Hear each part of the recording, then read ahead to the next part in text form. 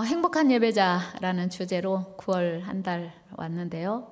오늘 마지막 행복한 예배자 네 번째 시간, 그리고 마지막 시간입니다. 어느 추운 겨울 눈보라가 몰아치고 찬바람마저 쌩쌩 불어 동물들조차 꽁꽁 얼어붙을 지경이었습니다. 작은 고슴도치 2마리가 너무나 추운 나머지 서로 꼭 끌어안았습니다. 아, 따가워. 저리 가. 네가 가까이 오니까 따갑잖아. 그들은 너무 추워서 서로 꼭 끌어안았는데 서로 가시에 찔려서 피가 피를 흘리고 아파하다가 다시 멀어지고 말았습니다. 역시 우리는 가까이 하면 안 돼. 가까이 할수록 서로 찌르기만 하잖아. 그런데 그렇게 얼마 동안 떨어져 있으니까 또다시 너무 추운 거예요. 그리고 외로운 거예요. 그래서 고슴도치들은 너무 추워서 가까이 다가가면 서로 찌르고, 또 서로 찌르고 피 흘리고 상처받아서 멀어지면 너무 춥고 외롭고, 이것을 고슴도치 딜레마라고 합니다. 독일의 철학자 쇼펜하우어가 처음으로 이름한 그 명칭인데요. 가까이 하면 힘들고 떨어지면 외롭고, 이러지도 저러지도 못하는 인간관계의 딜레마를 설명하는 말입니다. 그런데 이런 딜레마가 가까운 가족들끼리도 예외는 아니라는 것이 문제입니다. 우리 민족 고유의 명절인 추석절이 다가옵니다. 어떻게 하면 오랜만에 만나는 가족들과 더 행복하게 지낼 수 있을까?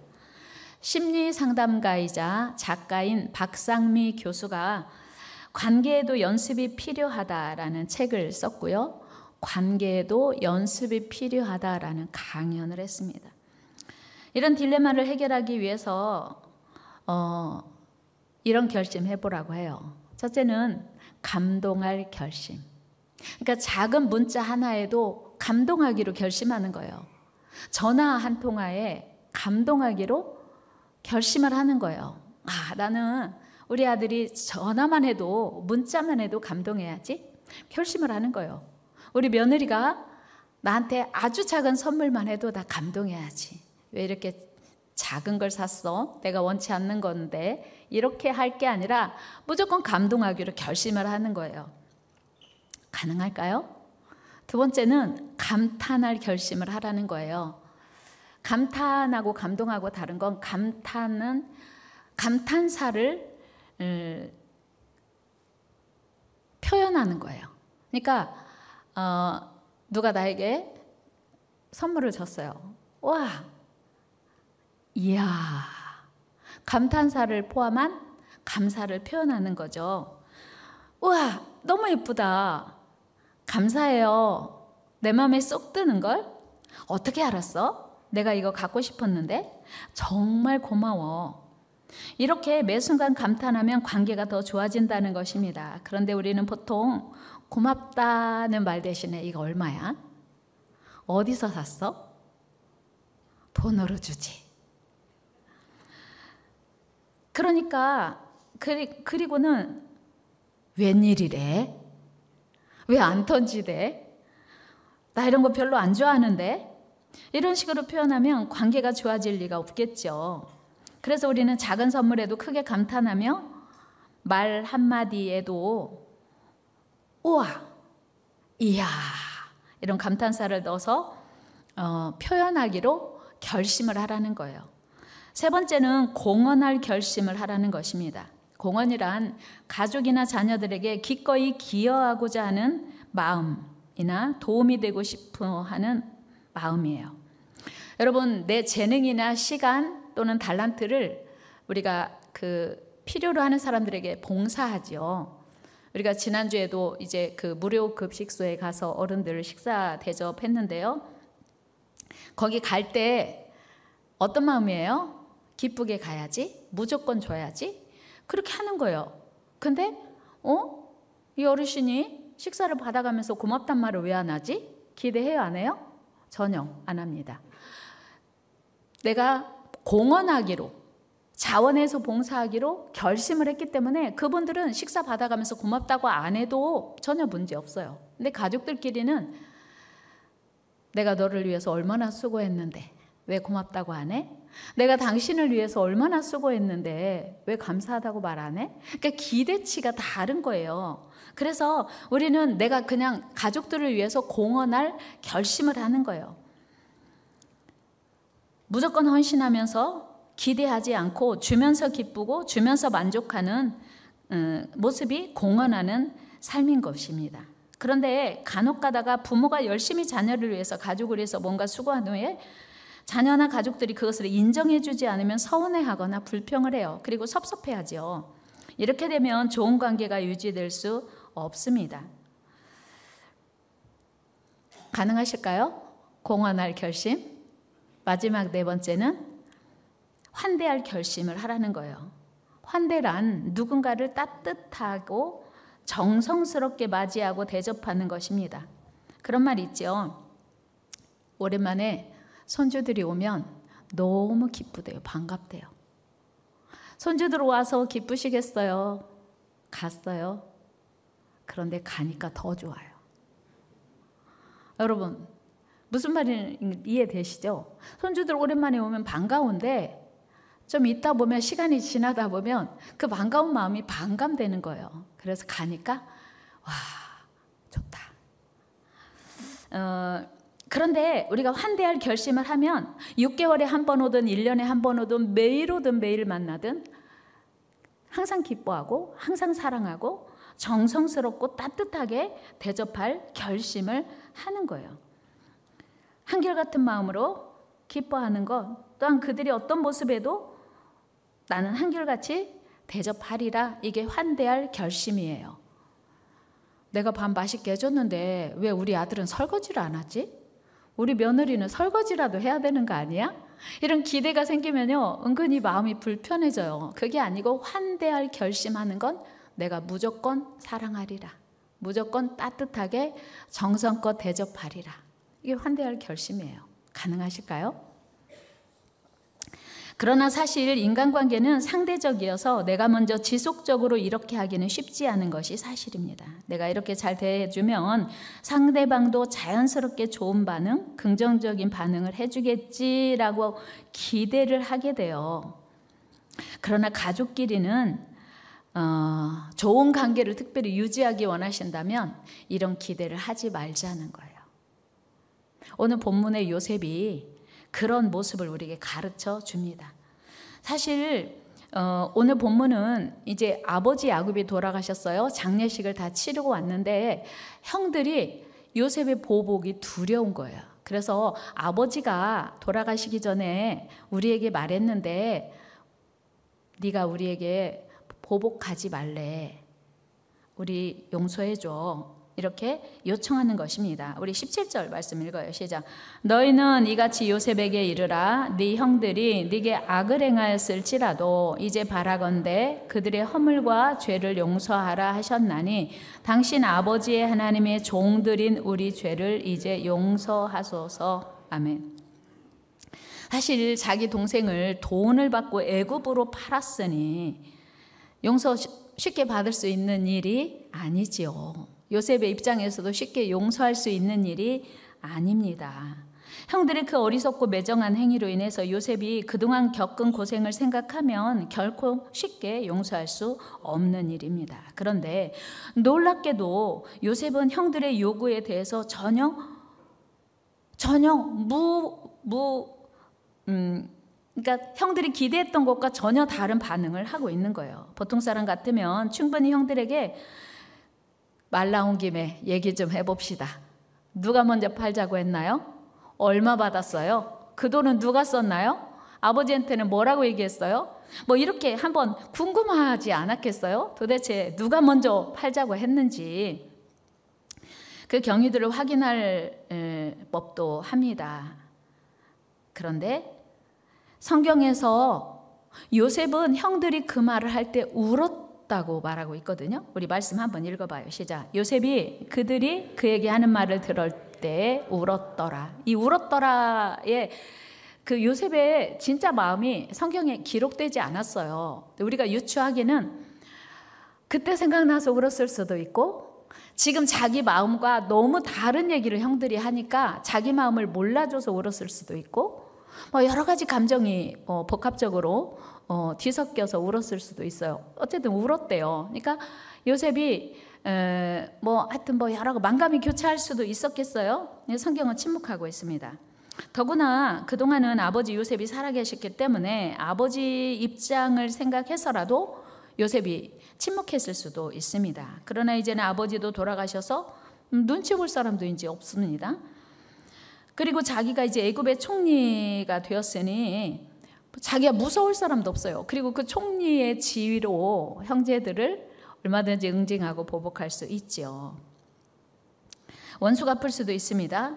아무런 문제되지 않는 상황이었어요. 그런데 요셉은 형들의 그 예상을 뛰어넘는 놀라운 반응을 합니다. 요셉은 형들 때문에 억울하게 고생을 한 건 맞지만 그 일로 인해서 요셉은 전혀 생각지도 못하고 예상하지도 못하고 기대하지도 못한 놀라운 하나님의 은혜를 입었거든요. 우리 이런 사실을 요셉이 전적으로 하나님이 하신 일이라고 고백합니다. 20절 말씀 읽어요. 시작. 당신들은 나를 해하려 하였으나 하나님은 그것을 선으로 바꾸사 오늘과 같이 많은 백성의 생명을 구원하게 하시려 하셨나니. 아멘. 여러분, 지금 요셉의 관점은요, 형들의 관점에서 이미 벗어나 있어요. 그러니까 요셉은 지금 형들이 자기를 팔았냐, 누가 먼저 팔자고 했냐, 얼마 받았냐가 관심 없고 그 일을 통해서 하나님이 어떻게 무슨 일을 행하셨는지에 관심이 있는 것입니다. 그래서 하나님이 그 일을 선으로 바꾸셔서 오늘같이 놀라운 일을 행하셨다. 그리고 오히려 형들을 위로하고 격려하거든요. 19절 말씀 읽어요. 시작. 요셉이 그들에게 이르되 두려워하지 마소서 내가 하나님을 대신하리이까. 요셉은요, 형들의 마음하고 이미 지금 차원이 다른 그런 모습을 우리가 알게 돼요. 걱정하지 마세요. 두려워하지 마세요. 그리고 요셉은 보복은커녕 오히려 앞으로 모든 삶을 형들의 삶을 책임질 뿐 아니라 그 자녀들의 삶까지 책임질 걸 약속해요. 21절 말씀 읽습니다. 시작. 당신들은 두려워하지 마소서 내가 당신들과 당신들의 자녀를 기르리이다 하고 그들을 간곡한 말로 위로하였더라. 여러분, 요셉의 차원 높은 이 사랑, 용서 어떻게 가능했을까요? 요셉은 그 극심한 고난 중에서도 사랑 많으신 우리 하나님께서 베푸신 은혜와 은총이 너무 커서 그 큰 사랑만 기억하고 이 고백하고 있는 거예요. 형들 때문에 애굽의 노예가 됐어요. 아무 준비 없이 고생한 거 맞아요. 그런데 요셉의 방점은 그 고생, 노예 신분으로 전락한 거, 외국인 노동자도 아니에요. 외국인의 노예로 팔려갔던 그 일들에 요셉의 방점이 있는 게 아니라 이제는 그 형들의 악한 일을 통해서 하나님께서 놀랍게 위대한 일을 행하신 것들을 알게 되니 그건 별로 중요하지 않게 되었던 거예요. 하나님께서 요셉이 애굽의 그 보디발 장군 집에 노예로 팔려갔을 때 그 고단한 생활을 할 때도 하나님이 함께 하셨거든요. 그래서 요셉은 큰 위로가 되었던 거예요. 창세기 39장으로 가봅니다. 2절 시작. 여호와께서 요셉과 함께 하심으로 그가 형통한 자가 되어 그의 주인 애굽 사람의 집에 있으니. 아멘. 요셉은 신부는 노예로 전락했는데 하나님이 함께 하시니 아무 문제가 될 것이 없었다는 사실을 성경은 말하고 있습니다. 우리 3절도 같이 읽어요. 시작. 그의 주인이 여호와께서 그와 함께 하심을 보며 또 여호와께서 그의 범사에 형통하게 하심을 보았더라. 아멘. 요셉이 그 보디발 장군의 집에 노예로 사는 동안 하나님이 함께 하신 것을 요셉도 알았고 요셉의 주인인 그 가정 사람들도 알게 되었어요. 하나님은 그들이 깨달을 만큼 분명하게 복을 주셨습니다. 5절 같이 또 읽어봐요. 시작. 그가 요셉에게 자기의 집과 그의 모든 소유물을 주관하게 한 때부터 여호와께서 요셉을 위하여 그 애굽 사람의 집에 복을 내리심으로 여호와의 복이 그의 집과 밭에 있는 모든 소유에 미친지라. 아멘. 그러니까 요셉이 그 집에 종으로 오면서부터 하나님이 그 집을 축복하시니까 달라진 거예요. 이전에 다른 노예가 있었을 때하고는 전혀 다른 모습이 펼쳐지는 거예요. 그러니까 주인이 알았던 거죠. 뿐만 아니라 요셉이 억울하게 누명을 쓰고 감옥에 수감되었을 때도 우리 하나님은 요셉과 함께 하셨습니다. 우리 39장 21절 말씀 시작. 여호와께서 요셉과 함께 하시고 그에게 인자를 더하사 간수장에게 은혜를 받게 하시매. 아멘. 여러분, 우리가 어디에 처하느냐 별로 중요하지 않아요. 하나님이 나와 함께 하시면 내가 신분이 무엇이냐도 중요하지 않습니다. 하나님이 함께 하시면 신분이 어떻든 내 처지가 어쨌든 하나님께서 돌보시고 지키시고 보호하시고 높이시는 줄로 믿습니다. 그 요셉이 그런 삶을 살아가니까 형들이 바란 것을 원망하거나 불평할 겨를이 없었던 거예요. 23절 하반절도 같이 읽어요. 시작. 여호와께서 그를 범사에 형통하게 하셨더라. 아멘. 이것이 요셉의 형들의 실수와 허물을 더 이상 따져 물을 필요가 없게 된 것이었어요. 요셉은 형들의 실수를 통하여서도 하나님의 위대한 역사와 기적을 베풀어 주셨고 그거를 깨달아 알았기 때문이었어요. 즉 요셉이 고난 속에서도 하나님께 받은 은혜와 사랑이 너무 크기에 형들의 죄를 묻지 않았던 것입니다. 아니, 물을 수 없었고요. 물을 필요가 없었어요. 형들이 자기를 팔았는데 그때부터 하나님이 더 강력하게 역사하시니까 자기 삶이 아름답고 평안하고 기쁘고 행복했던 거예요. 이것이 오늘 우리 모두가 깨달아야 할 하나님의 은혜입니다. 내가 당한 억울한 일을 통해서도 우리 하나님은 새로운 역사를 이뤄나가십니다. 믿으십니까? 내가 당한 억울한 일을 통해서도 내가 당할 정말 당해서는 안 되는 일을 통해서 하나님은 새로운 일을 행해 나가신다는 사실이에요. 호세아서에 보면 우리 하나님께서는 호세아 선지자에게 음란한 여인 고멜을 데리고 와서 사랑하고 그와 결혼하라고 말씀하십니다. 호세아 1장 2절 말씀 읽어요. 시작. 여호와께서 처음 호세아에게 말씀하실 때 여호와께서 호세아에게 이르시되 너는 가서 음란한 여자를 맞이하여 음란한 자식들을 낳으라. 이 나라가 여호와를 떠나 크게 음란함이니라 하시니. 아멘. 하나님께서 호세아 선지자에게 고멜을 데려와서 결혼해. 근데 이 여인은 누가 봐도 아주 온 동네 소문이 다 났고 온 나라에 소문이 날 정도로 음란한 여인이에요. 근데 하나님이 호세아 선지자에게 가서 그 여인을 데려와서 결혼하래요. 장성호 집사님 가능할까요? 지금 다시 결혼할 필요 없으니까 문제 될 거 없지만 제가 일부 예배 때 우리 청년들에게 물어봤어요. 가능할까요? 온 동네가 다 아는 음란한 여인과 결혼하라고 하나님이 명령하셨어요. 가능할까요? 했더니 하나님이 하라면 해야죠 이러더라고. 우리 청년들 믿음이 대단해요. 그래서 데려왔어요. 그리고 자녀도 낳았어요. 그런데 자녀를 셋이나 낳은 고멜이 호세아를 배신하고 가서 다른 남자의 품에 안긴 거예요. 이때 호세아의 마음이 어떠했을까요? 사실 처음 하나님께서 그와 결혼하라 하셨을 때도 호세아가 내키지 않았을 거예요. 그렇죠? 이미 음란한 여인이었기 때문입니다. 그러나 그 고멜이 그 은혜를 잃어버리고 다시 나가서 다른 남자의 품에 안긴 거예요. 그런데 문제는 그 고멜을 하나님이 다시 가서 데려오래요. 가능할까요? 어때요, 김동환 집사님? 처음 데려와서 결혼한 것도 진짜 어마어마한 일인데 아기를 3명이나 낳고 또 다른 남자에게 갔어요. 하나님이 또 데려오래요. 가능하시겠어요? 호세아는 아멘하고 가서 그를 데려왔어요. 그냥 데려온 게 아니에요. 그 당시 여자는요, 물건이나 마찬가지여서 값을 주고 사온 거예요. 말씀 한번 읽어볼까요? 호세아 3장 2절. 대가집을 한 거예요. 같이 읽어요. 시작. 내가 은 15개와 보리 한 호멜 반으로 나를 위하여 그를 사고. 호세아가 그 고멜을 다시 사왔어요. 돈 주고. 하나님이 하라니까.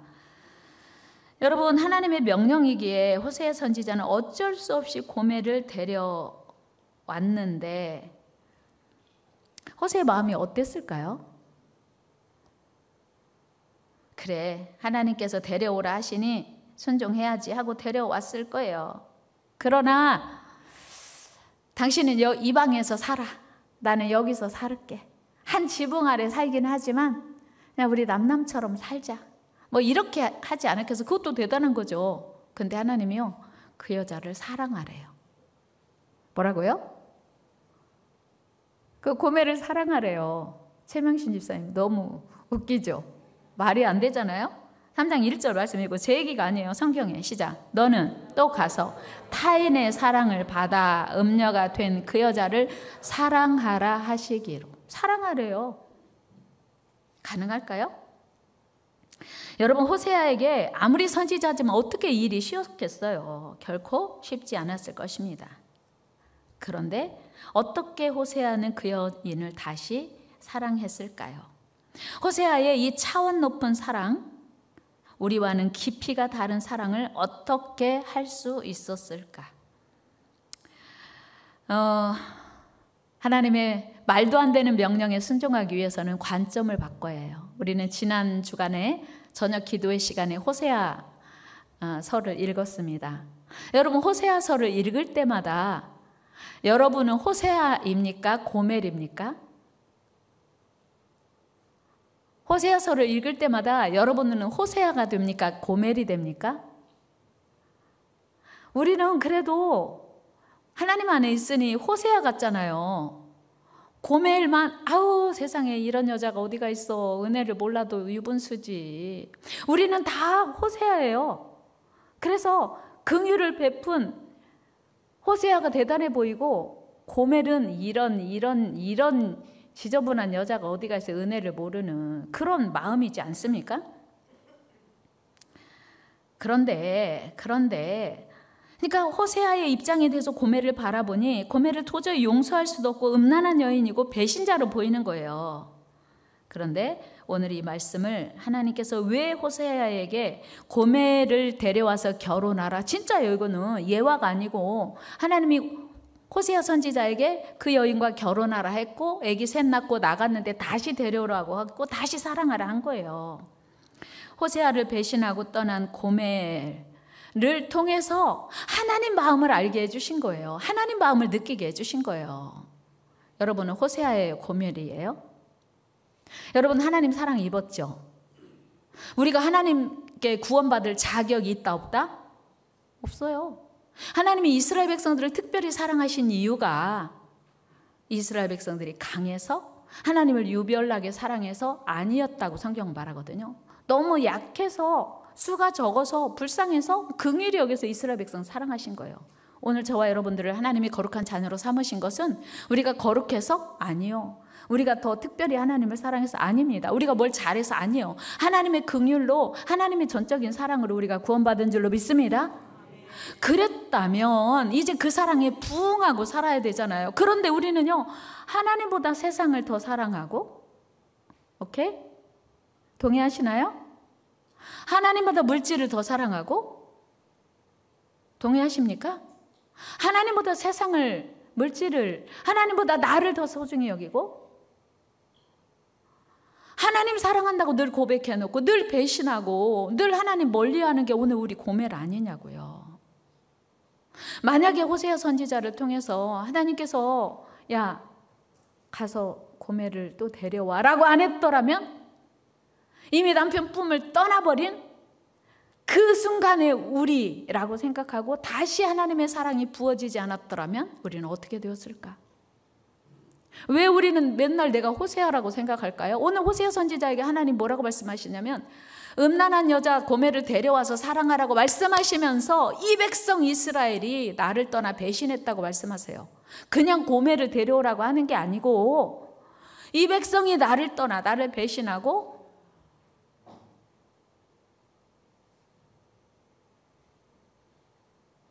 하나님을 멀리했다고 말하는 거예요. 그러니까 고멜이 갈 데 없는 저와 여러분인 거예요. 믿습니까?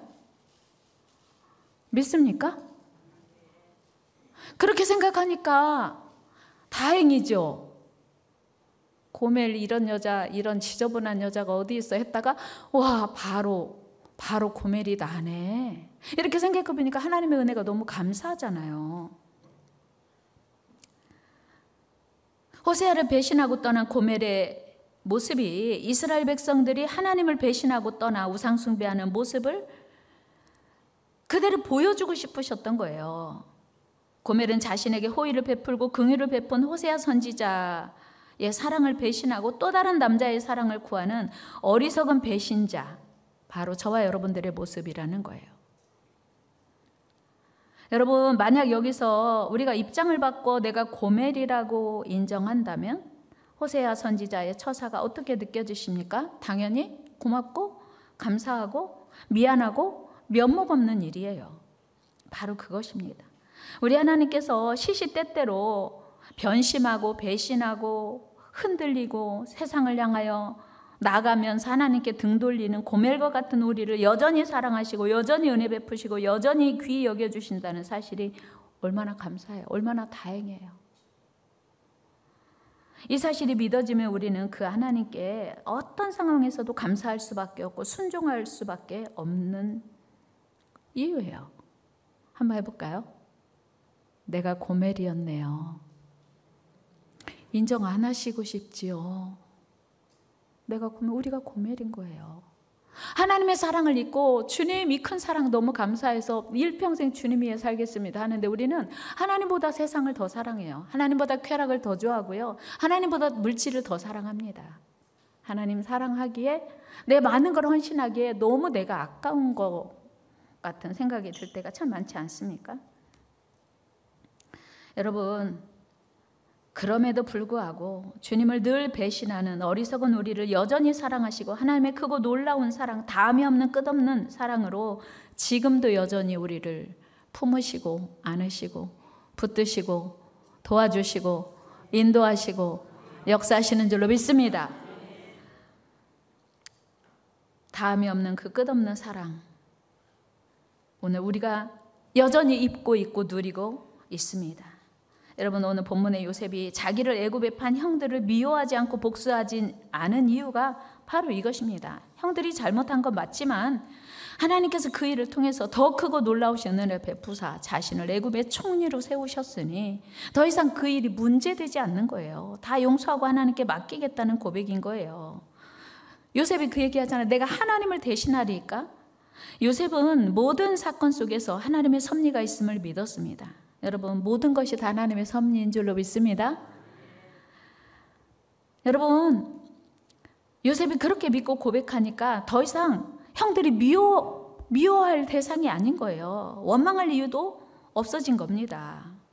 이런 예와 어떨까요? 제가 수천억 로또에 당첨됐어요. 그런데 어떤 사람이 저한테 100만 원 빌려간 걸 죽어도 안 갚어. 제가 돈이 없어서 100만 원을 빨리 달라고, 언제까지 줄 거냐고 계속 얘기했는데 잠깐만요, 조금만요, 좀만 더 기다려주세요, 곧 갚을게요 계속하고 거짓말하고 안 갚았어요. 근데 제가 수천억 로또에 당첨됐어요. 그 100만 원 어떻게 할까요? 갚지 마, 괜찮아, 안 갚아도 돼, 내가 다 용서해 줄게, 탕감해 줄게. 이게 무슨 일이에요? 그런 일이 있어요. 갚지 마세요, 안 갚아도 돼요. 아니면 여러분, 그 100만 원 갚자고 막 경찰에 신고하고 고발할까요? 수천억 로또 당첨됐는데? 그런 거예요. 하나님의 어마어마한 은혜를 내가 입었기 때문에 그까짓 거 괜찮아요. 제가 용서할 수 있어요. 무슨 의미인지 이해되시죠? 제가 병원에서 시한부 판정 받았어요. 예를 들면 당신은 석 달밖에 못 삽니다, 뭐 6개월밖에 못 삽니다 했는데 치료를 열심히 받고 병원에 갔더니 의사가 와, 완치됐네요. 이 놀라운 기쁜 소식을 듣고 돌아오는 길에 어떤 사람이 내 차를 받았어요. 어떻게 할까요? 당신 경찰에 갑시다 할까요? 어떻게 해요? 가요. 그냥 가세요. 그냥 가요. 이거 사건 처리해야 될 것 같은데요? 사고 처리 괜찮아요. 그냥 가요. 그런 거예요. 우리가 하나님의 크고 놀라운 한없는 사랑을 받았으니 그걸 알고 깨닫고 믿는다면 우리에게 사소한 잘못한 사람들을 충분히 용서하고 이해하고 미워하지 않고 덮어줄 수 있다는 거예요. 여러분, 오늘 우리가 사랑하는 가족들과 좀 더 좋은 관계가 되지 못하는 이유가 무엇일까요? 우리가 작은 일에도 섭섭해하고 상처받는 이유가 무엇입니까? 그것은 바로 그들로 인하여 내가 받은 은혜가 얼마나 큰지를 기억하지 못하기 때문이에요. 여러분, 자녀들 때문에 속상하시죠? 자녀들 때문에 상처받죠? 너 그럴 줄 몰랐어. 세상에. 우리 옆집 권사님은 아들한테 용돈 100만 원 받았다는데, 우리 어떤 권사님은 생일이라고 아들이 50만 원 줬다는데 너는 어떻게 나한테 5만 원도 안 주냐? 섭섭할 수 있잖아요. 근데 이렇게 생각해 보세요. 그 아이를 임신했을 때의 기쁨, 그 아이가 이 세상에 태어났을 때 얼마나 기뻤어요. 그 아이가 용돈 가지고 나왔나요? 그 존재만으로 기뻐했던 그때 생각하면 지금 자녀가 용돈 안 주고 좀 뭐 문제 있어도 충분히 네가 나에게 그 존재만으로 기뻐했고 존재만으로 행복했던 거 생각하면 오늘 네가 나한테 좀 섭섭하게 해도 오케이, 좋아, 괜찮아, 용서할 수 있어, 용납할 수 있어, 그런 거예요. 당신과 좋아서 결혼했잖아요. 당신 없으면 못 살아, 그대 없으면 못 살아 해서 결혼했잖아요. 근데 어느 날 갑자기 그대 때문에 못 살아, 그가 되는 거잖아요. 그러니까 그대 없이, 당신 없이는 못 살아 했을 때를 기억하고 그대 없이는 못 살 것 같지만 이해하고 용서하는 거예요. 그렇게 하면 안 될까요? 여러분, 그런데 당신으로 인하여 그동안 누렸던 기쁨을 다 잊어버리고 섭섭함만 남고 미움만만 남는 거예요. 여러분, 로또 당첨금요 아무리 많아도요 죄 용서할 수 있다 없다? 없어요. 그러니까 하나님의 은혜가 더 큰 거예요. 로또 당첨금이 아무리 많아도 그 돈으로 천국 살 수 있다 없다? 없습니다. 로또 당첨금이 아무리 커도 하나님의 사랑을 살 수 있다 없다? 없어요. 그러면 우리가 받은 하나님의 사랑은 로또 수천억과 비교할 수 없는 어마어마한 큰 사랑이지 않습니까? 그렇습니다, 여러분. 우리 하나님의 사랑은 로또와는 비교할 수 없고 크고 위대한 사랑입니다. 따라서 우리가 지금 받아 누리고 있는 하나님의 은혜는 온 세상에 가장 귀하고 멋진 일입니다. 이 사실을 기억한다면 당연히 요셉처럼 호세아처럼 모두 다 용납하고 모두 다 이해할 수 있습니다. 그리고 사랑할 수 있어요. 여러분, 예배가 뭐예요? 예배란 하나님 말씀대로 사는 거예요. 이게 삶의 예배죠. 하나님 말씀 순종하는 거예요. 하나님 말씀 기뻐하는 거예요. 따라서 요셉처럼 호세아처럼 다른 사람의 실수와 허물을 용서하고 용납하는 것, 이것이 삶으로 드리는 예배예요. 그들을 허물하지 않고 우리 모두 그 크고 놀라운 하나님의 사랑, 갚을 수 없는, 셀 수도 없는 하나님의 위대한 사랑, 지금도 우리에게 여전히 부어주시는 그 사랑 기억하고 오늘 내가 만나는 모든 사람, 특별히 사랑하는 가족들, 명절에 만날 사람들을 이 세상의 상대적인 사랑 말고 차원 높은 하나님의 사랑으로 저들을 대하는 은혜가 있기를 주의 이름으로 축복합니다. 그러면 우리의 명절은 행복한 명절 되는 거예요. 명절 되기 전에 우리 결심합시다. 어떤 일에도 감동하기로, 어떤 일에도 감탄하기로, 어떤 일에도 공헌하기로, 어떤 일에도 환대하기로, 누구를 만나든 어떤 상황을 만나도 더 이상 상처받지 않고 하나님의 마음으로 사랑하고 하나님의 마음으로 기뻐하기로, 허용하기로, 용납하기로, 사랑하기로 결단하는 저와 여러분 되기를 주의 이름으로 축원합니다.